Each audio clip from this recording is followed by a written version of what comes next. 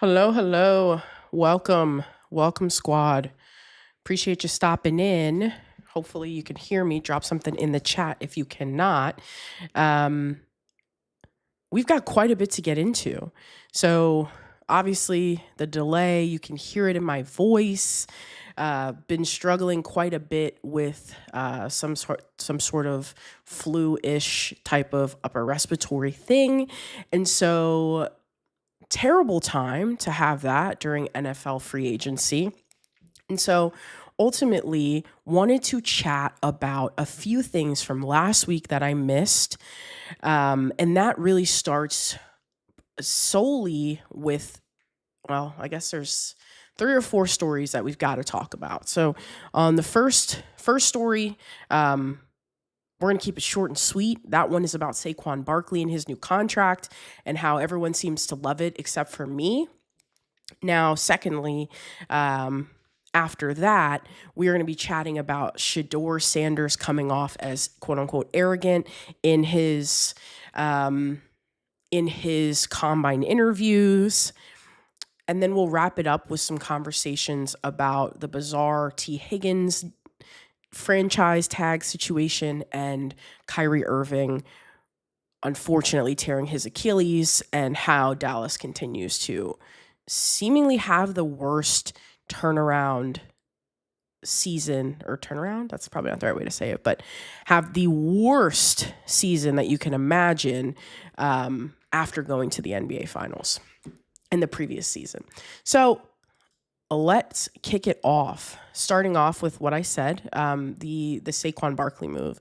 So I understand there's times where we say, oh, the cap is not real. The cap is not real.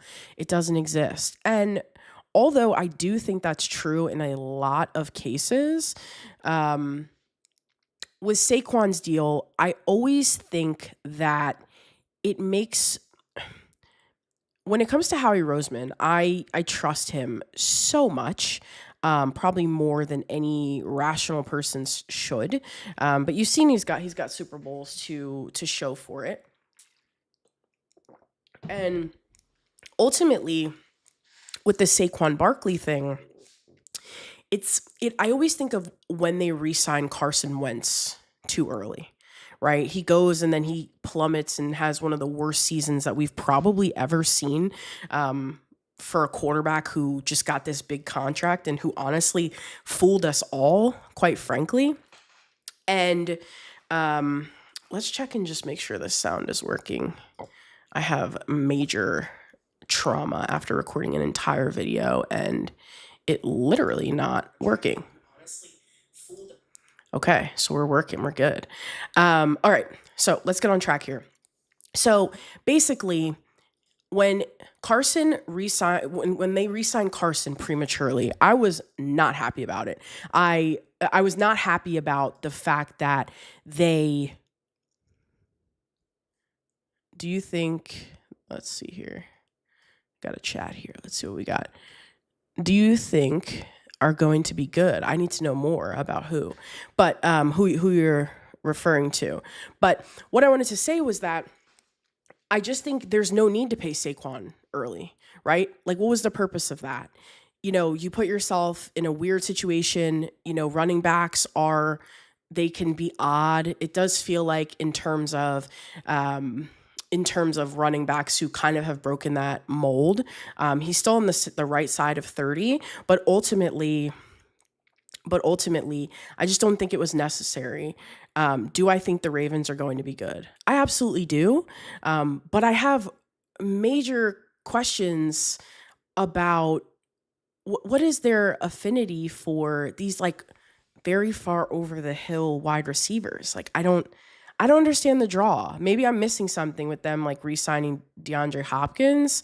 I wonder if let me ask a question to you now. Like, do you feel like wide receiver is something that they need to improve on? Also, I should have seen your avatar and known that you were a Ravens fan. So shout out Lamar Jackson and shout out you for joining. I appreciate it. But yeah, so until we hear back from you, I want to just quickly just talk about the Saquon thing. And so I don't think it was necessary. I think it was a good way to to, I guess, like show you're appreciated. But I think ultimately that contract could come back to bite them, even if the cap is growing. I do probably need to take a little bit more of a look on about the guaranteed money, but still ultimately don't think it was like, I didn't really think it was necessary.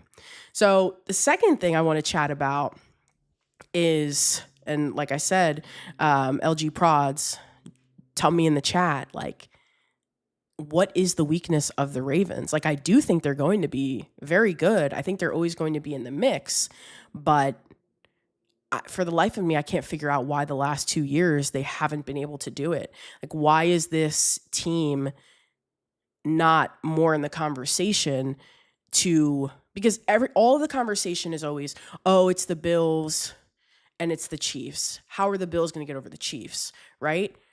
But in reality, it's like, how is Lamar Jackson going to solidify being the best player in the world, which a lot of people think he is? So, it does concern me that, they seem to have a similar offseason every year. But yes, I absolutely think they're going to be good. I'll be curious to see if they bring back Mark Andrews, or not bring him back, but if they are going to give him a fresh start. Rashad Bateman is pretty good, and Zay might have a breakout season this year. DeAndre is good to have with Derrick Henry since they're on the same team. Okay, that's fair. That's definitely fair. Sorry, I'm a little sick, so I'm struggling here. Yeah, I mean,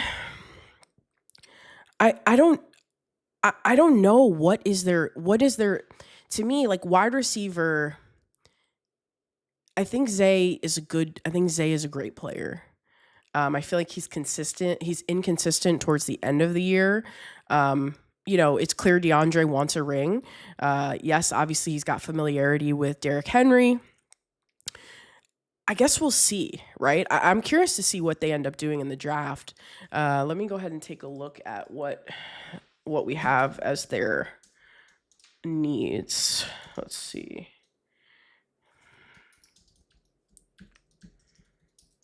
Let's take a look here. So, really, it seems like the main focus in the offseason for them is left side of the offensive line, which I'm pretty sure they just took care of that. Safety, cornerback, edge, wide receiver, inside linebacker. That's quite a bit. That's quite a bit that they need. But I think you need to plan your team, Ravens-wise, around how to beat Patrick Mahomes and Josh Allen. There's no ifs, ands, or buts about it. So yeah, no, that's a great question. Thanks for hopping in and asking. Now on to the second thing I wanted to chat about is Shedeur Sanders coming off as cocky in his combine interviews. And so I think that's so interesting. Like, my first question is what did people expect? Like, we have so much social media film. We have so much information about Shedeur and his father that these are not humble people. And quite frankly, they often can back it up. So, I mean, who thought that Shedeur was going to walk in and be this very humble kid who is so thankful for the opportunity? I mean, this is a kid who could go back to college and make, 5 to 10 million in NIL money. And the NFL is always very quick to, the NFL is always very, very quick to want to put guys in their place. And when you're Shedeur Sanders, you've got plenty of options. I see another question in the chat here. Where do you think Cooper Kupp is going? Well, the most recent reports are that he's going to the Packers, or at least in talks with the Packers. I honestly kind of like that move. Would love to know if you think that's a good fit or not. But the Packers need a veteran. They need a veteran wide receiver presence because Christian Watson, unfortunately, is just not doing it for anybody in terms of being a number one guy. Not that Cooper's your number one guy, but he is a reliable target when he's on the field. It's basically like a security blanket for for Jordan Love in the way that, let's say, Gronk was for Brady, or, how Travis Kelce is for Pat Mahomes. So I think that would be an interesting fit. I still think he's got a little bit in the tank, but you always just worry about his injury, concerns, of course.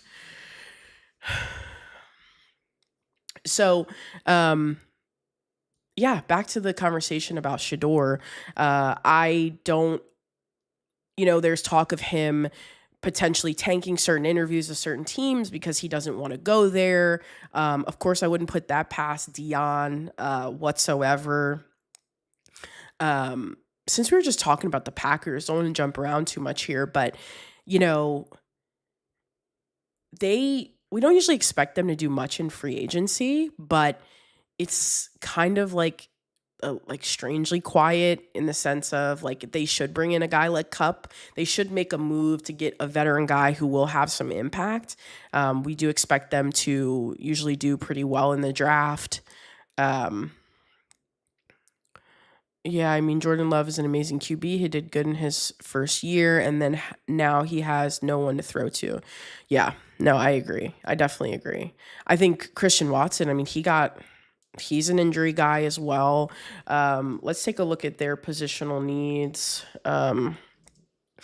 as of right now.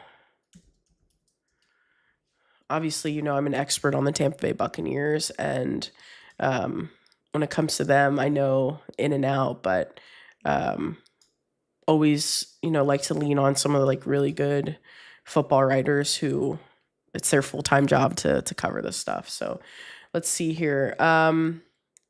So I think right now, offensive line, especially tackles, offensive interior, linebacker, and safety. I do think linebacker is something that kind of pops, jumps out to me. I think they need an edge rusher.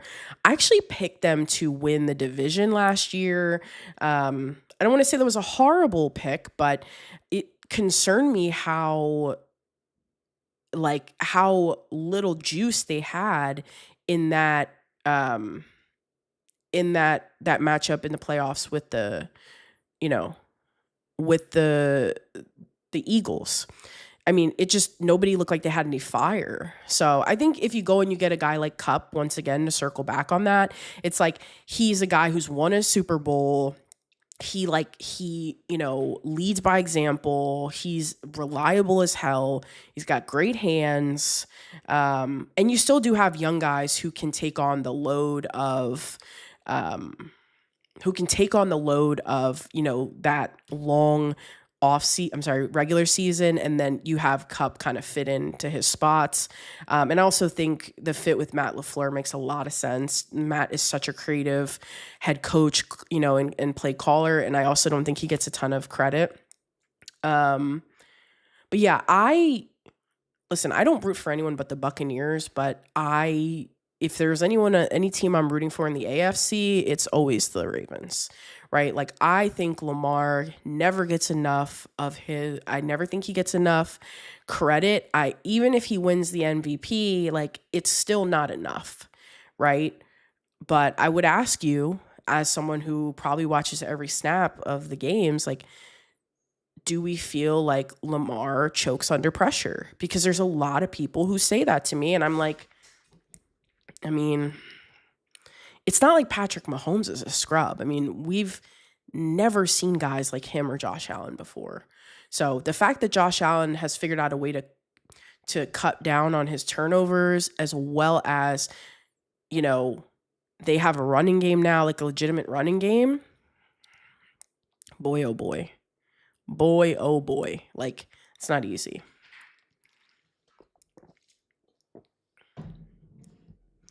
Oh, wow. To the Broncos. That's interesting. There's so many interesting moves, like so many fits. Love it. Absolutely love it. You know why? Evan Ingram, to me, in terms of like pass catching tight ends, he reminds me just a tiny bit of Jimmy Graham when Jimmy Graham was with when he was with the New Orleans Saints. So he agrees to a 2-year, $23 million deal with almost $17 million guaranteed. It's a pretty solid deal for him. Not a lot of people are considering him to be like a top guy or someone that, you would think, people don't usually put him in the conversation for like, top pass catching guy or top tight end like he probably should be. Like, the dude is athletic as hell. And I honestly never thought that the Giants should have let him go. Like, I always thought he could make them super dynamic, but yeah. Also, I feel like he had solid production in Jacksonville, but pretty much everybody gets lost in Jacksonville. Yep, absolutely. Bo Nix, LG Prods, you're a real one. I appreciate you keeping the chat going. This is fun. Yeah, definitely gotta stay connected. This is great conversation.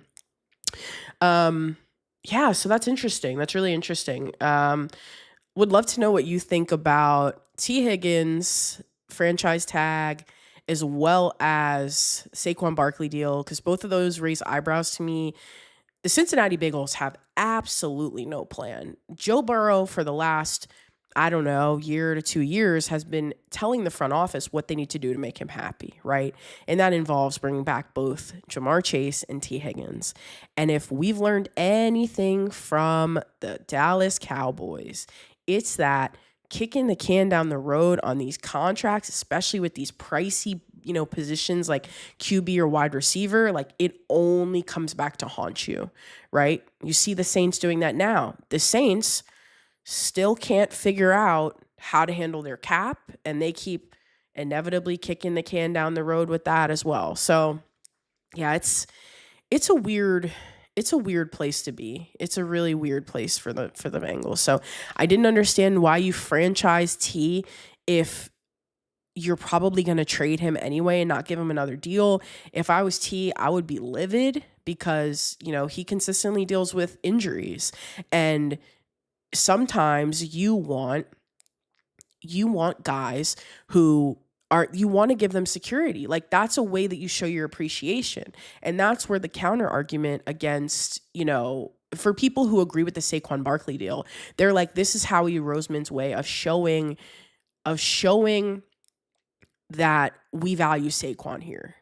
But my thing is like, you're building a football team. It's not really about like trying to make people feel good. It's more about like, yeah, we value our guys, but I don't know. I mean, they just let a ton of defensive players walk out the door, not because of Saquon's deal, but it does like raise eyebrows and you're trying to understand more like what is really going on. So, might go to the Browns. So Russ Wilson might go to the Browns or Giants. That means Aaron Rodgers might go to the Steelers. Did you see Antonio Brown? Oh, shoot. No, I didn't. Did you see Antonio Brown say that Aaron Rodgers signed a 2-year deal with the Steelers yesterday? I did not know that. Antonio Brown, Tampa Bay Buccaneer, great, of course. Super Bowl champ. Yeah, I don't know. Are we listening to Antonio Brown now? Just kidding. All right, let's see. Yeah, I mean, he probably has some insider info. I think that's, I don't think the talk of Aaron Rodgers going to the Giants or the Vikings makes a ton of sense. I think the only real spot is for him to go to the Pittsburgh Steelers, because the Pittsburgh Steelers, that is the closest you're going to get to a contender. And for the life of me, I can't understand why the Vikings would want to bring in another veteran who honestly would be less talented at this point in his career than Sam Darnold was, right? Like, if your idea is to go all in with JJ McCarthy and to use his final, his rookie contract to save money, why would he go to the Vikings? Why would they make that decision? That's a step backwards. They're trying to go forward, get younger, leverage that rookie deal. But yeah, I would say Russell Wilson to the Browns or the Giants. Oh my God. If you're a Browns fan, like, you just got to be sick to your stomach, man. Like, that's terrible. Yeah, I like the fit with the Giants. I'll be honest. I don't think they'll be happy about it. Like, I think they want A-Rod. If I'm A-Rod, I'm not going there. Like, I do think the Giants are a lot closer than people realize, but they're not just a quarterback away.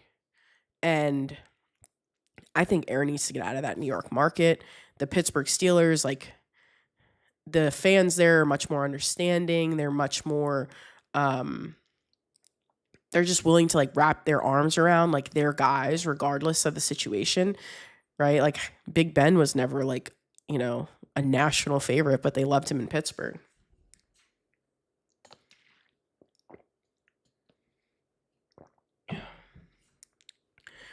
You know, I think it gives the Pittsburgh Steelers, like if he goes to them, Aaron, if he goes there, like I think it gives them, some people are bringing up concerns about the quote unquote Aaron Rodgers experience. And of course, I've talked about this like ad nauseum on this channel.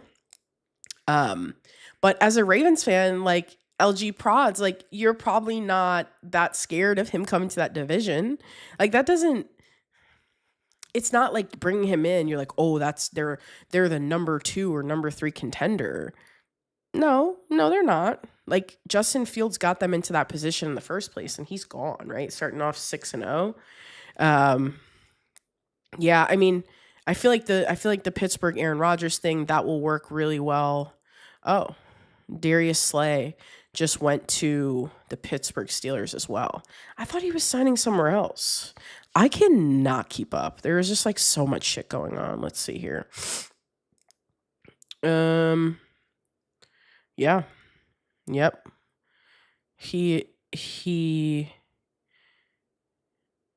Yep, he's going there, a 1-year contract worth $10 million. It's interesting. Interesting. Well, I think it was a great conversation. I have much more to say. I'm putting out another video. I might have to record that one tomorrow because I'm losing a little bit of steam, not feeling super great. But ultimately, love chatting.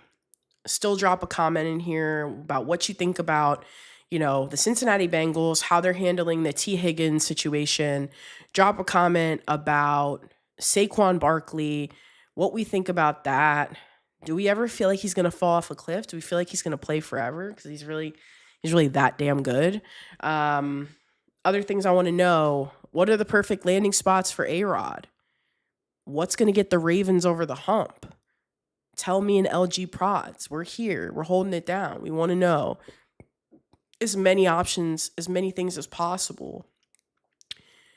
And yeah, as always, appreciate you stopping by.